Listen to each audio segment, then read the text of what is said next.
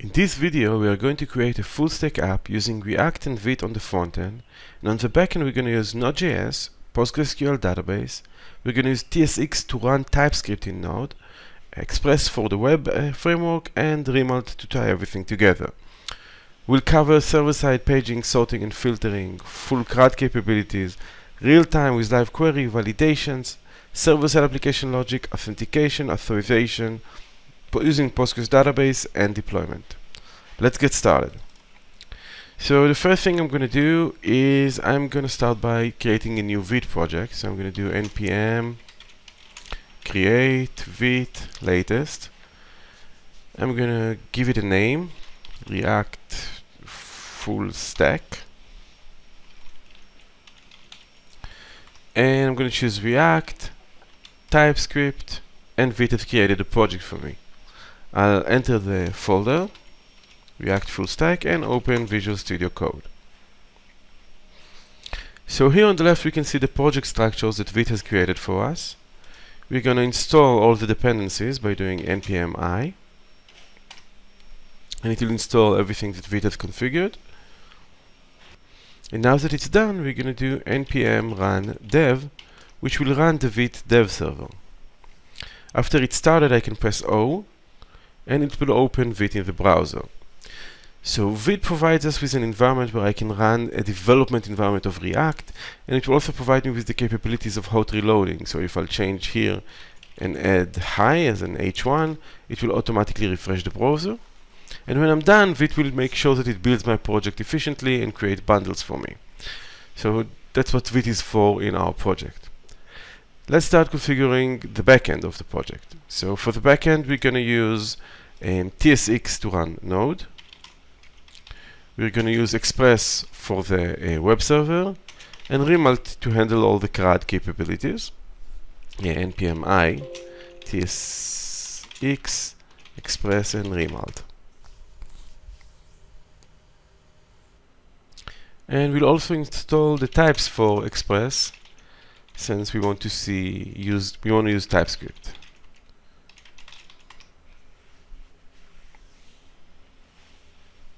Great.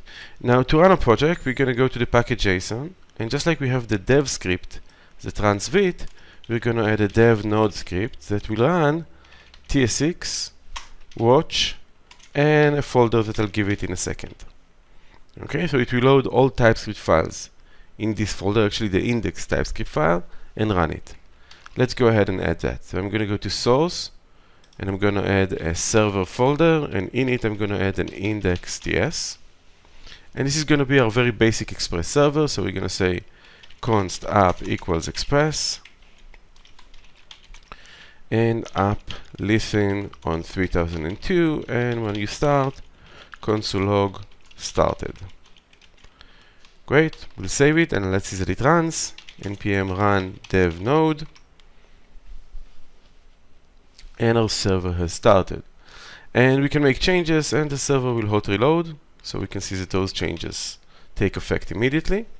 Let's test our API, so we're gonna get an app get /API/hi, which is gonna get a request and a response, and it's gonna give the response send hello. So let's go to the URL, and we're going to go to localhost 3002 API hi, and we get back hello. So great, that's working. So currently we have two servers. We have the Vite dev server and we have the node.js server. Now I don't want to start messing around with different websites and different URLs. Eventually my entire website is going to be on the same URL. So I want to take every request that comes to the API endpoint and proxy it so it will reach our node.js server. I want to tell Vite that when I do /API/hi, send this request to the node.js server and give me the result back. So to do that, I'm going to go to Vite config, and I'm going to add here a server definition with proxy, and I'm going to tell it that every call to /API should be forwarded to HTTP localhost 3002.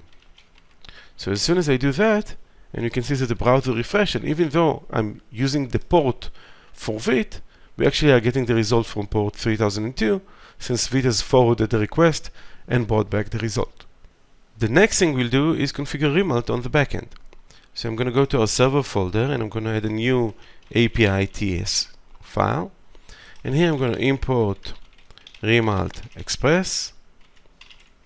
And I'm going to say export const Remult Express const API equals Remult Express.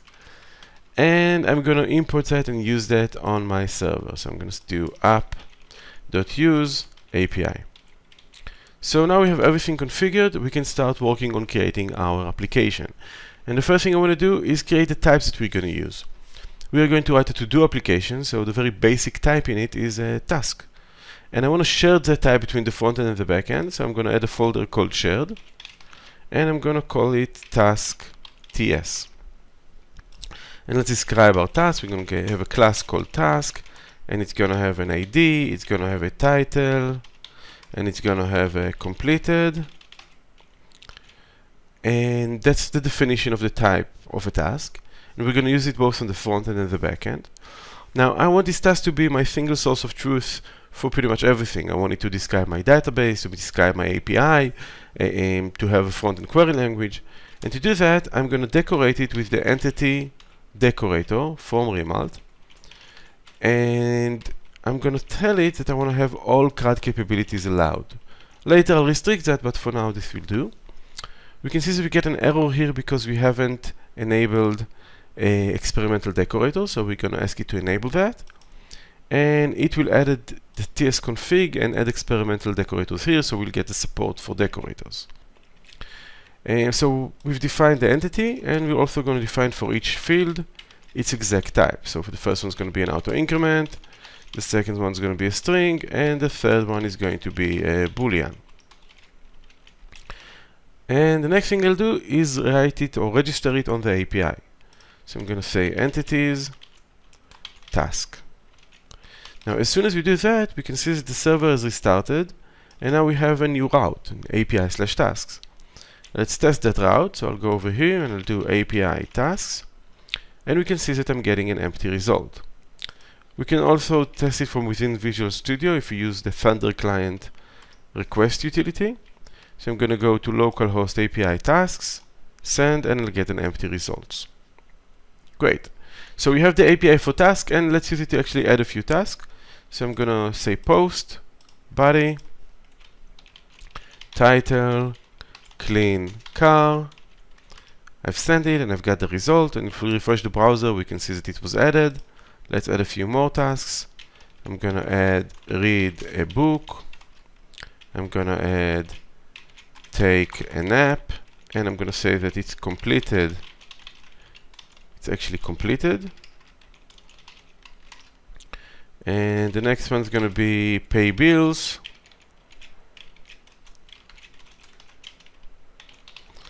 And the last one that I want to put in is do laundry. So we'll have just a few tasks to play with. So now if we refresh the browser, we can see that we have the data. Now one might ask, what's the database where the data is actually stored?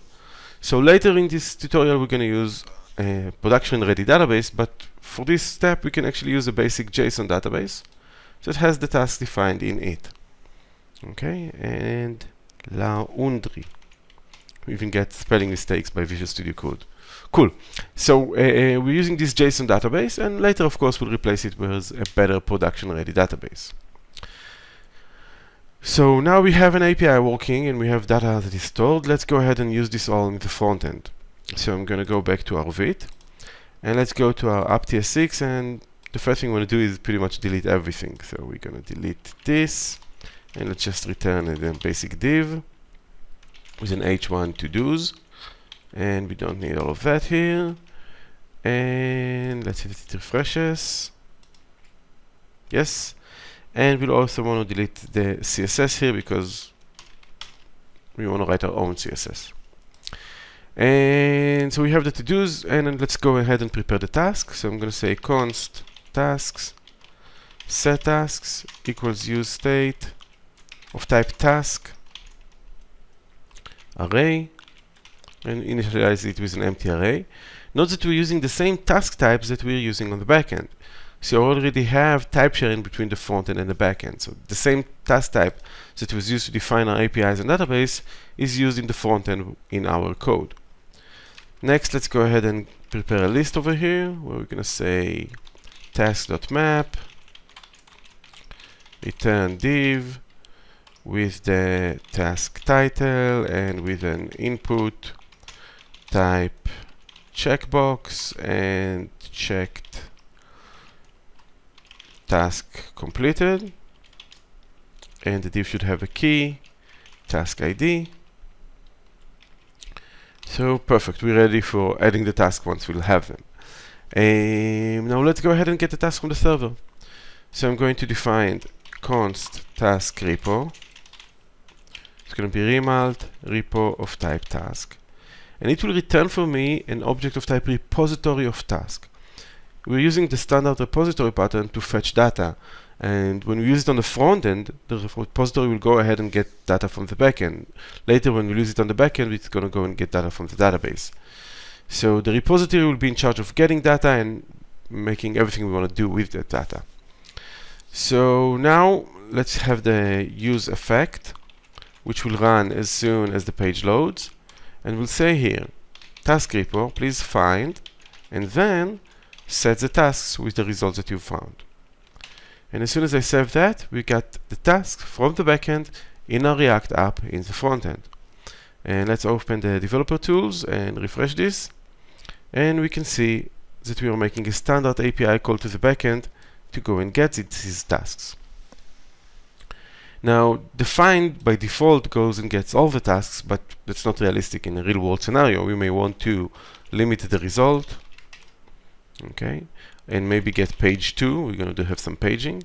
Note that how everything here is a standard API call, okay, that just goes and gets the data from the backend. I can say order by completed ascending, and I get server-side sorting, or descending, and again, just standard REST API calls. I can add a where and say show me only completed or uncompleted, and again, standard basic REST API calls, and of course I can set undefined if I don't want to filter at all. Okay, now that it works, let's go ahead and style this a little bit.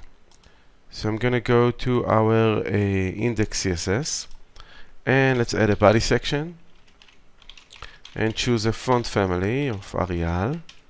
It's already looking better. Background color of white smoke. Cool. And we don't need margins. Now let's format our header. So I want to have a color. I have a nice red that I really like. And I can say the font style should be italic. The font way should be inherited. And the font size should be 375. And a text align center and margin 0. Cool. So we have formatted the header. Now let's format our main. I want it to have a back color of white. I want to have a max width of 500 pixels and a min width of 300 pixels. Okay. I want it to have a margin margin auto, because I want it to be centered, with a border of 1 pixel solid light gray, and with also border radius of 0.5 rem. We'll get a nice round look and feel there, and box shadow of 0, 2 pixel, 4 pixel, hashtag 0003, and 0, 25 pixel, 50 pixel, and 2, 3, 4, 5, 6, 1A. So now we have a nice little shadow below it. And let's format the divs. So we're going to say padding 0.5 rem. Okay, that's better. Border bottom, we have a separator line. So it's going to be solid, light gray.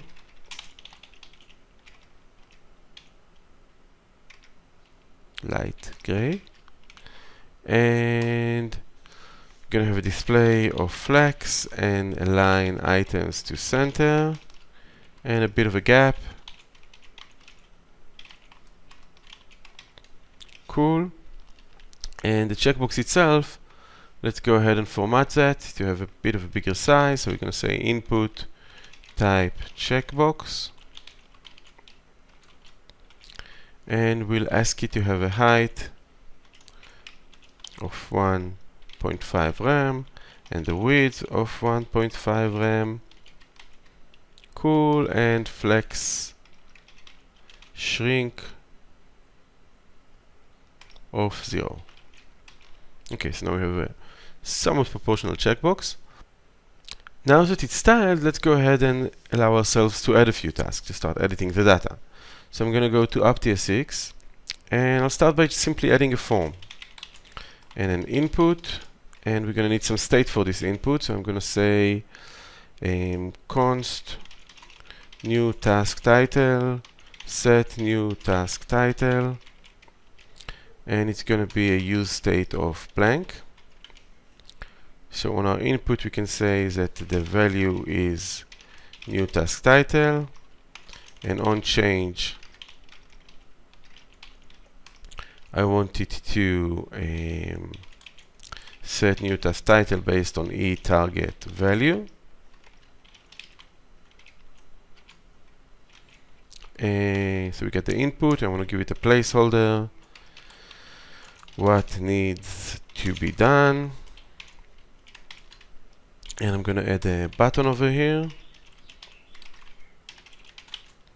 It's going to be called add. Cool. And let's just format this a little bit so we can get it to look just as nice as before. So I want to go to our index CSS. I'm going to say that these same rules apply also to forms. Great. And I want to have an input of font size 100%. Okay, and width 100%, padding 8 pixels, and border 0. Great. And we also want to have the placeholder italic. Okay, and the button, it's going to be background white. Border, we want to have a nice border for it with our 000A, and a border radius of 0.5 rem. Great. Padding.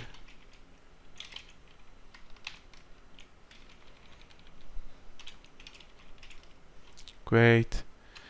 White space. No wrap, because we don't want the button to be multi-line in any case. And font size of 100%. And last, cursor pointer. So now we have a nice little pointer experience here. Okay, enough CSS. Let's go back to our code. So we want this form on submit to actually add a task. So I'm going to say on submit, add task, and I'm going to send it E. And I'll ask Visual Studio Code to generate this function for me. So we have it here. And I'm going to make it an async function. And I'm going to first of all say E prevent default, because I don't want the default behavior of a form to work here. I'll say try catch error any. And I'll display an alert with the error message if we have any. And I'll say, okay, const new task equals await task repo insert of a task where the title is the new task title. So this will call the backend, insert the task, and return the new instance for me. And then I'm going to say, okay, set tasks with the previous state and the new task. Let's save that and add a new task. And we see that the task was added. We see that the post request was being sent to the server with the new task, and if we'll refresh, we can see that it's saved here and appears in our UI. Now, when we added the task, we didn't clear the text, so we still have this text over here. So let's also say set new task title blank. So now when we add yet another task, it will clear the task and add the task over here. Cool. So after we've added these tasks, let's go ahead and allow delete. So I'm going to go over here and I'm going to add a button, delete, and on click, delete task. Ask it to generate it for me. And when I delete the task again, it's going to be an async function. I'm going to try, catch, error, any. I'm going to display the message. And then I'm going to say await task repo delete. And once it's deleted, I'm going to set the tasks to the previous task state while filtering where the task is different than the current task. Let's save this. So now we have the delete button. We can click it. We can see a delete call was made to the backend and the task was deleted. Perfect. Now let's add the capability to edit the tasks. So the first thing I want to do is be able to change the task state. So I'm going to add two methods here, two functions here. Actually three. So I'm going to add a function set a task. So it's going to get a value of type task. And all it will do is will update the general task state with a map that replaces if t is the current task, then replace it with the values that you get at the parameter, otherwise return t. So this will allow me to change the state of a specific task, and then I can add here function set completed with completed boolean that will set task with the current state of the task and completed. And we're going to do the same with title.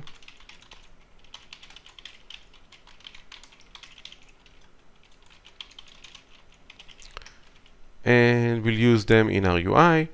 So the checkbox will have also on change set completed target checked. And the title will also have a new input. It's going to have a value task title and on change set task title with the parameter target value. And closing tag. Yeah, okay, perfect. So we have those two inputs. So now we can check the tasks and we can edit their value. Actually, I'm setting the wrong one. I've set the new task title. We should say set title. Okay, so refresh. And if I'll edit, it will edit. But it won't save anywhere. So let's go ahead and add the save functionality. So I want that whenever the user clicks this checkbox, I want it to save to the backend. So I'm going to make this an async function. And I'm going to say here, await task repo save. And as soon as I do that, once I click the checkbox, it will make a put request to the backend with the change that we've done. And if we'll take a look at our JSON database, we can see that it actually responds in real time. Watch over here, false, true, cool. Next, I want to be able to save the changes to the text. So to do that, I'm going to add a save button. And its on click will be save task.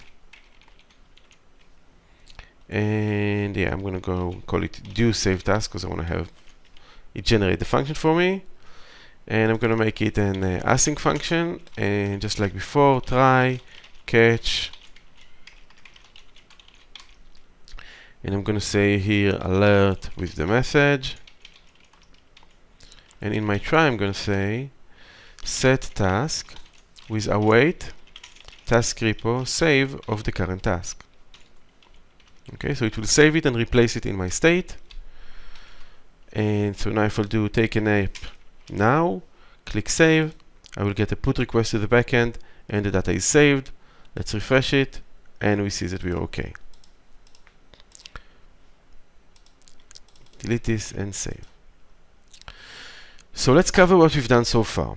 On the front end, we've set up React and vite. On the backend, we set up node.js, TS6, Express, and Remult. We've also covered server-side paging, sorting, and filtering, and full CRUD capabilities. Let's talk a little bit about Realtime. So our users like our app so much that they actually sent it to another user. And that other user have opened the browser and started making changes. But our users did not see that change because it's on a different browser window.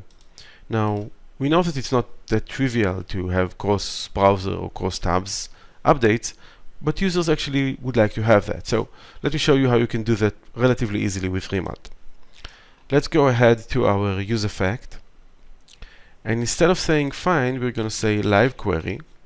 Instead of saying then, we're going to say subscribe, which receives an info object that has an apply changes method that will apply those changes to our task array. And finally, we'll also return it here because we want it to unsubscribe once the component unmounts. So let's refresh. And now instead of the single request that we had before, we have 3 requests. One of them opens a stream, the other one subscribes, and then the request itself. Now, let's see the 2 browsers work. And we can see that any change that we make to any one of our tasks is immediately reflected on the other window. Now, from a technical perspective, this uses a protocol called HTTP server events. It's a standard HTTP protocol. It has an event stream, and whenever I make a change, I send a message and translate that message. Now, for development, you can use SSE, and also for small deployments, 100, 200 users, this will work just fine.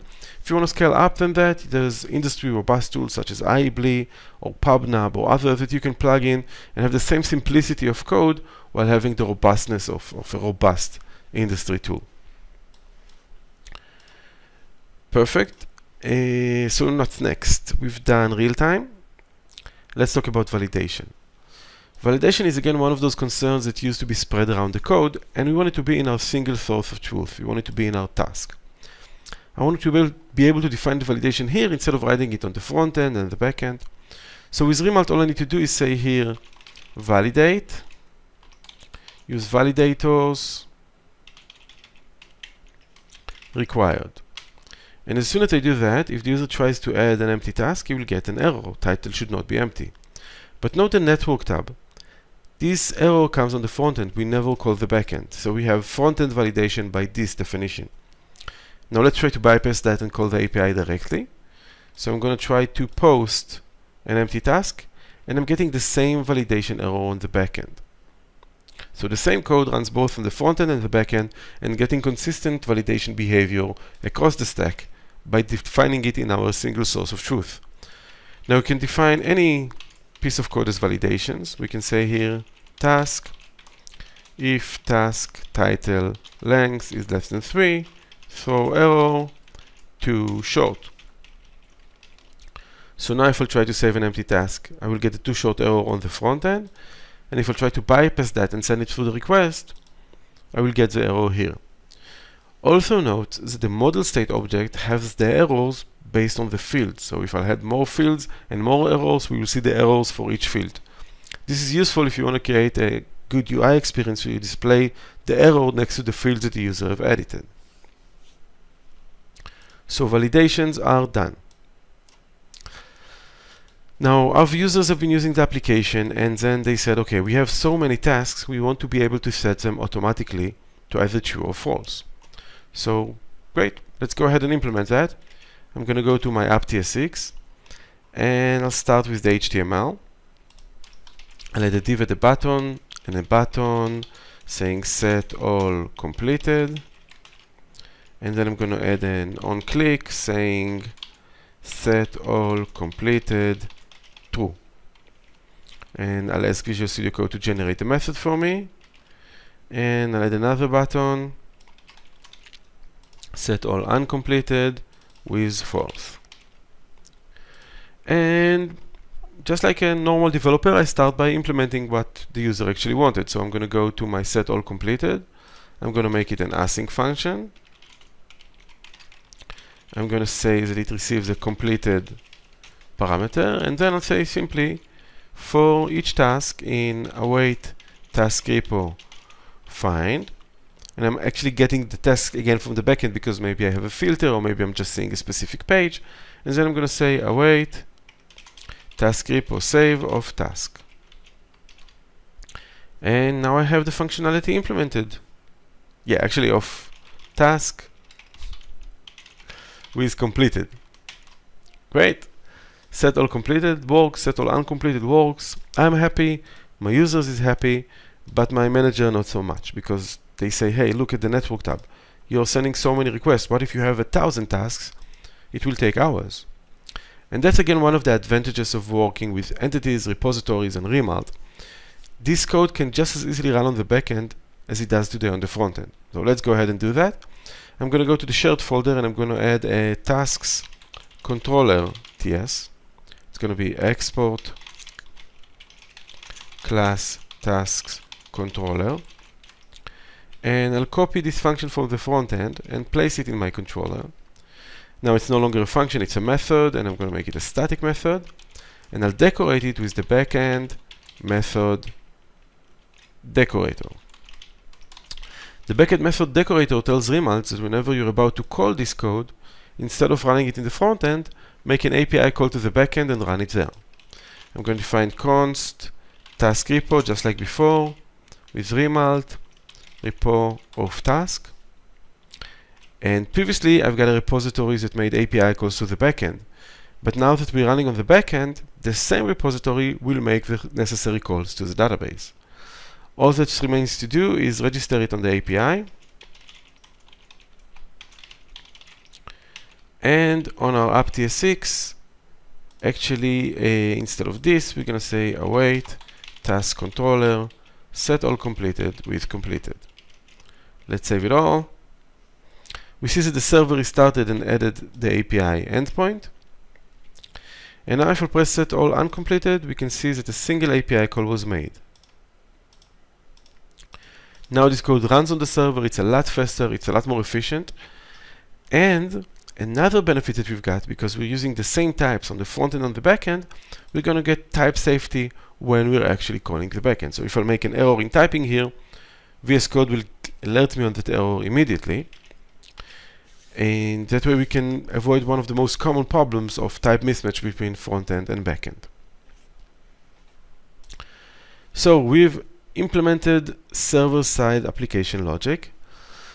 Now let's talk about authentication and authorization. Every application needs to, or most applications need to authenticate their users. And user authentication is a widely covered topic that has multiple solutions. We're going to use a basic one in this demo. But as far as I'm concerned, what I want to get done is to have a definition of the rules of who's allowed to see the data in our single source of truth, in our task. So for example, I want to be able to say that only authenticated users can do CRUD operations.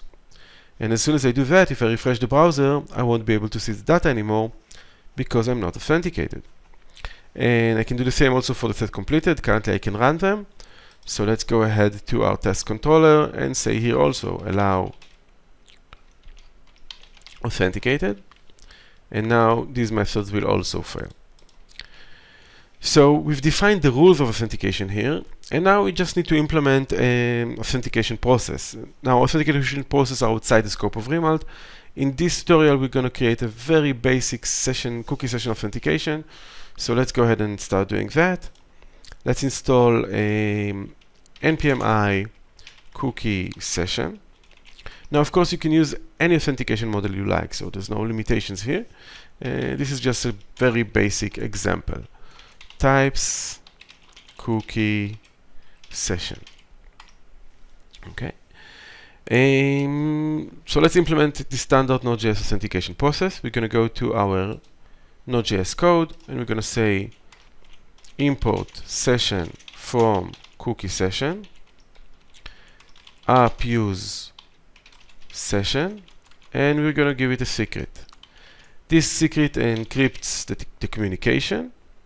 Later we'll give it a more secured secret, but now let's start with this one.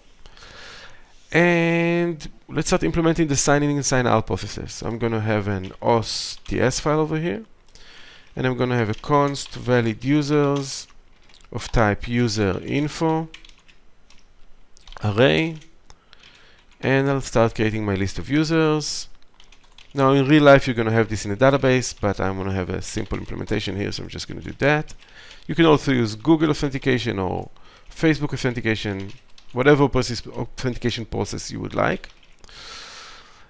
So we have our valid users, and we want to have route, so we're going to do const or export const auth router,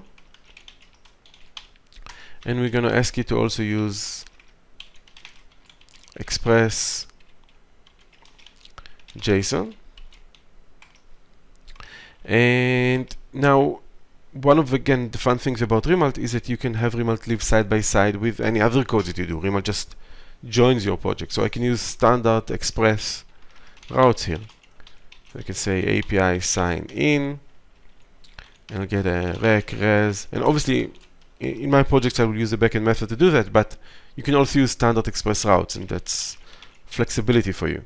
So const user equals valid users dot find, where user dot name is equal to request body username. And if we find the user, we want to return it on the session. We're going to set it on the session. That way we'll know it's authenticated. And we're going to also return it as a JSON so we can consume it from the front end. And else we're going to give an arrow for JSON invalid user. Okay, so that's our sign-in method. Let's go and create some front end for this sign-in method. So I'm going to go to here and I'm going to create an auth TSX.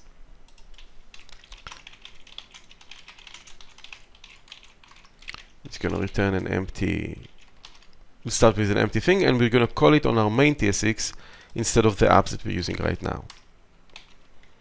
Okay, so everything is empty now. Let's go and start implementing it. So we're going to say const. We're going to have a username state,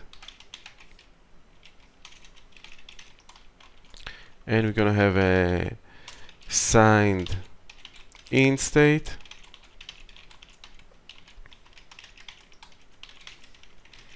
and we're going to have if not signed in, return something, and we'll be able to write our code over here. So let's add h1 to do, so we'll know where we are. Let's add a main, and in that main let's add a form and an input and a button, sign in, and our input will have a value of username and an on change of set username,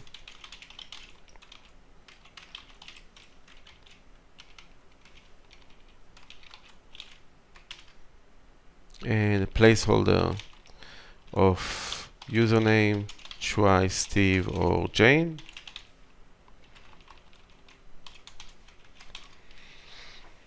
Great, and in our form we're going to say on submit, do sign in, and just like before I'm going to make this an async function, and I'm going to do prevent default, and we're going to say const result equals await, and we're going to use the standard fetch call over here. Again, we can use anything we want.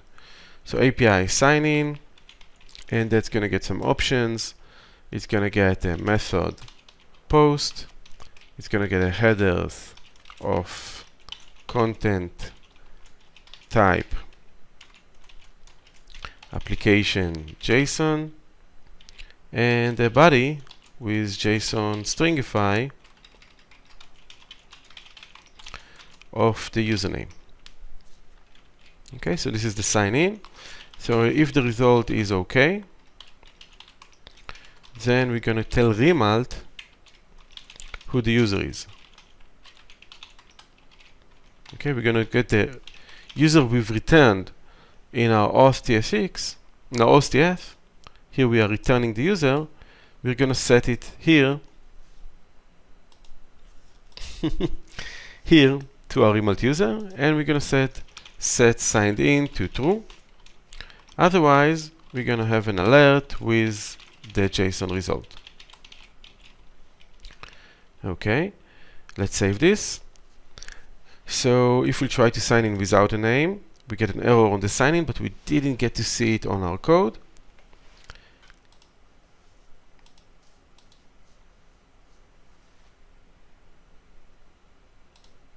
Yeah, we forgot to register the auth in our index of our server. So we have the auth over here, and we need to register it on our index. So we're going to say app use auth. So let's try again. Sign in. I got an invalid user, and then I'm going to sign in as Steve, and I'm signed in. Obviously, I don't see anything, but I'm signed in. So let's go and implement what we see when we are signed in. So when we sign in, we want to have a header, and it's going to say hello Remult user name. It's going to have a button sign out. Okay, and we'll need to implement that. So we can say here on click sign out. And we're going to say await. Yes, it's going to be async await fetch API sign out with method of post. And then we're going to set signed in equals false and remult user equals null, or undefined actually. Let's save this. So now we have the sign out button, and let's go ahead and implement the sign out route. So we're going to go here and say auth post API sign out.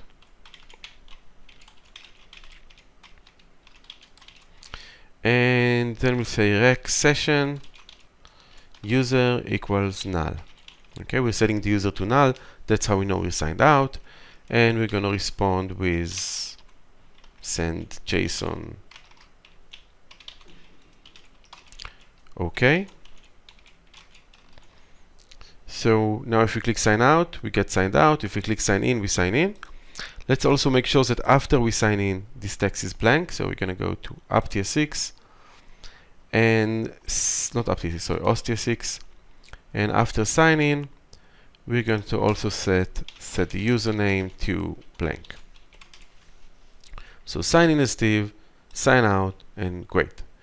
The last thing I want to do here from a security perspective, so yeah, actually, sorry, Steve, we've signed in, but we don't see our data.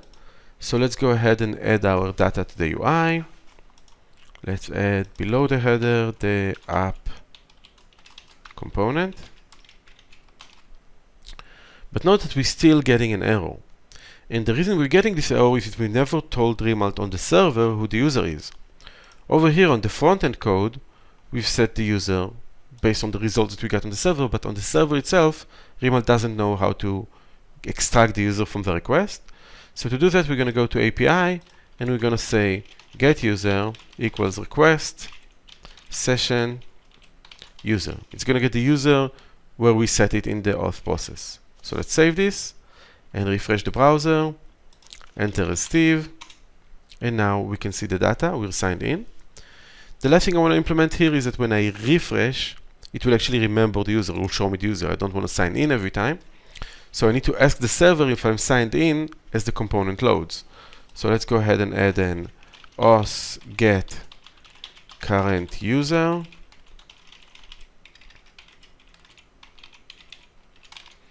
Which will return a JSON of the rec session. Okay, it's going to get the user from the session and return it to the browser. And in my auth.tsx, we're going to add a use effect. So that as soon as the component loads, it will go to fetch API current user. And then it will set remult.user with await result.json, and if there is a user, it will set the signed in to true.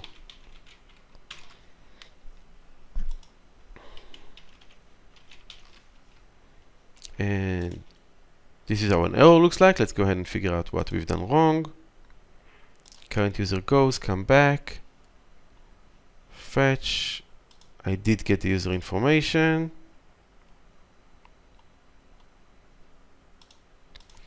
Let's look at the console.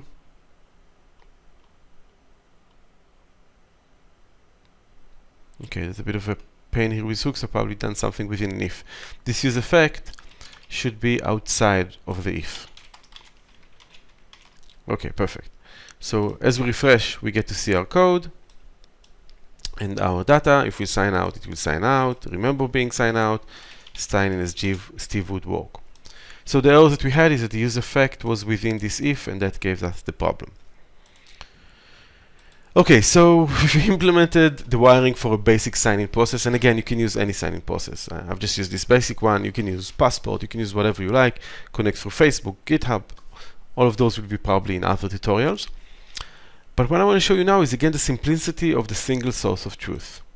So let's say that not all authenticated users can update all tasks or can delete tasks. Let's say that delete is only allowed for admin. And also insert is also only allowed for admin. As soon as I state this in our task, in our single source of truth, the user who is not an admin will not be able to add a new task. They will also not be able to delete a task. Just by making this abstract definition here at the task level at our single source of truth. Now let's go ahead and create an admin user. I'm going to say on auth.js that Jane is an admin. And if I sign out and sign in as Jane, and she would like to add a new task, she'll be able to do so. And she'll also be able to delete the new task. Now here's a nice little bug. Notice that as I add a new task, it shows it twice on my list. And that's actually because of the live query we've added earlier. As soon as we add a task, the live query sends a message of a new task. And in our code, we've also added the task to the array ourselves. Okay, so let's delete this line of code to prevent this bug. Okay, so we see now that Jen can add a task and delete the task. And if we sign out and sign in as Steve, Steve is not able to add a task. Which is great, but it's not such a good UX. So what I want to do now, I want to hide the form and the delete button for users who cannot add or delete. Now, of course, I can do an if the user is Steve or if the user has a certain role, but I actually want to reuse the definition that we have in our task, in our single source of truth. So what I'll do now is actually leverage the metadata for that.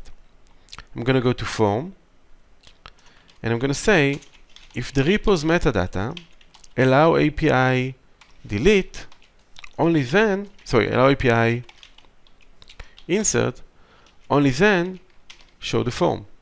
So now Steve cannot see the form. And I'll do the same on the button. So only if the metadata says that delete is allowed, only then I'll show the button. Okay? And it follows the definitions that we've set in the task. So if you're going to say anyone can insert, then we're going to see it. And if you're going to say only admin can insert, then only admin will see these buttons. Perfect. So here we are. We've implemented authentication and authorization. Let's go ahead and start using a real database. So far we've been using the JSON database and it served us very well. But we want to add a robust database to use in production. So we're going to install the package that is the Postgres client. Of course, you can use almost any database, so I'm just going to do this demo with Postgres. I'm going to go to the API, and I'm going to import Remult Postgres. And then I'm going to say data provider, create Postgres connection, and I'm going to give it a connection string. Now, as soon as I do that and save, we can see that the server is restarted and the server has created the table for me. Okay, by default, there's an ensure schema process that when the application loads, it checks if all the tables exist in the database and all the columns exist in the database, and if they're not, it automatically adds them. Now, of course, I can disable that by saying ensure schema false and use some manual migration process or other migration process that I want, but in this case, I actually like it, so I'm going to keep it.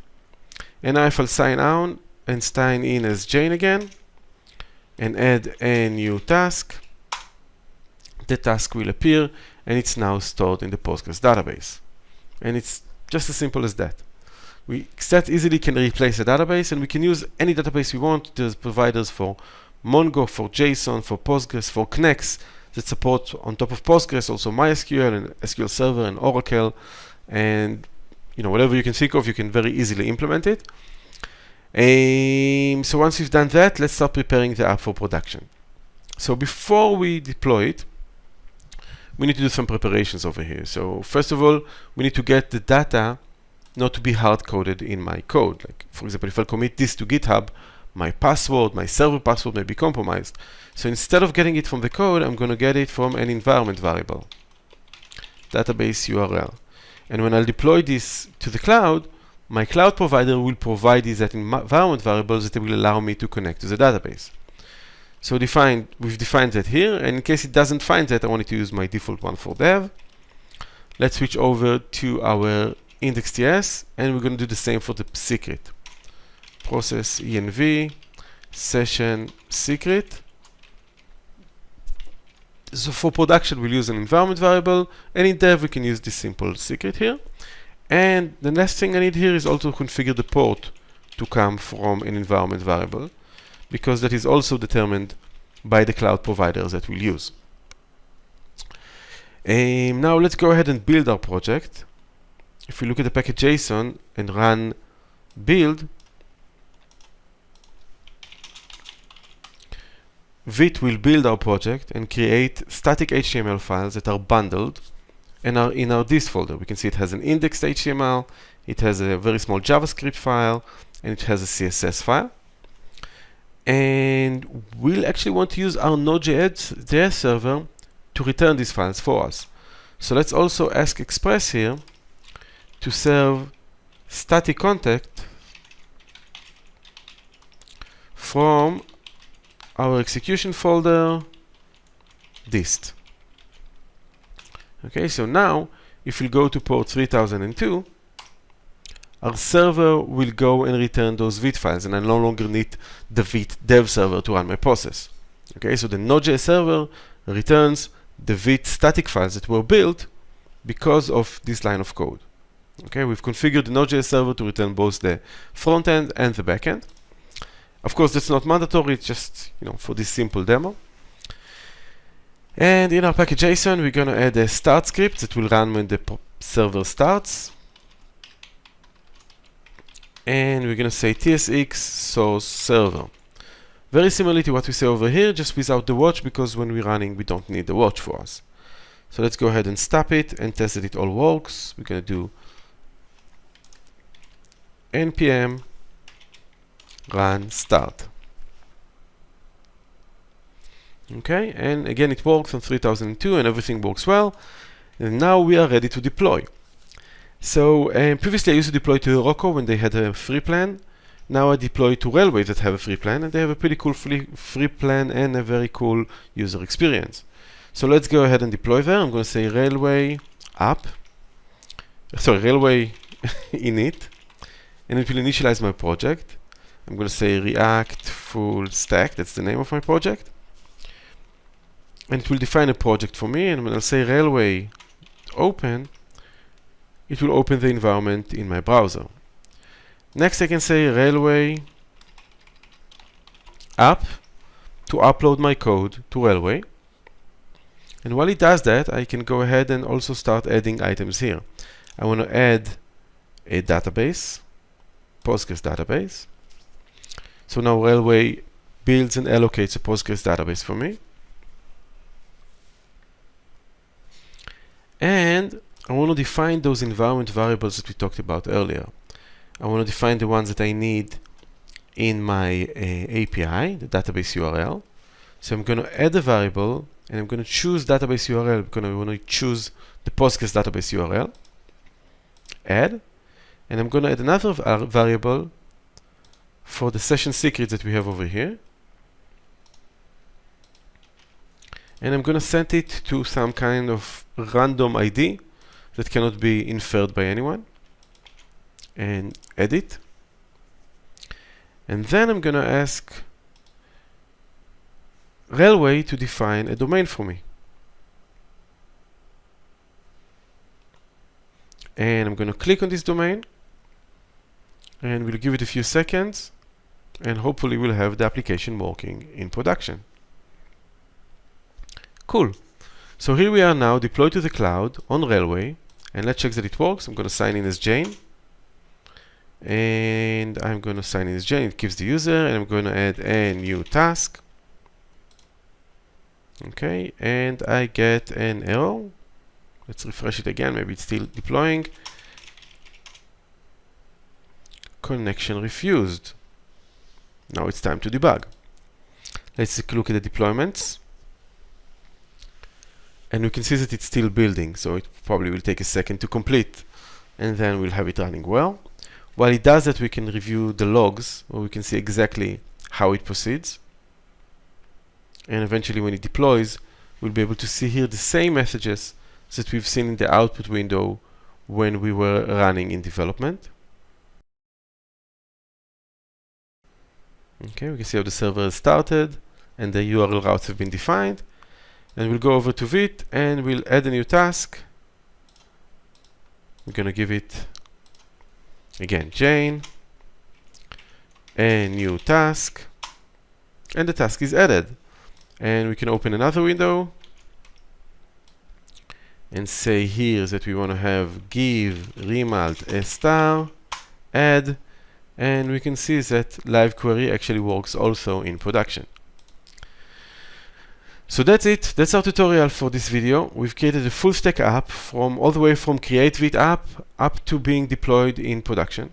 I invite you to visit our website, remult.dev, where you'll see similar tutorials when you can do that in React, Angular, Vue, or Next.js. We would also love it if you'll join our Discord, give us comments, star our GitHub repo, and get involved. We hope you enjoyed this video. Let us know if you want to have any similar content, and we'll be happy to create it. Thank you.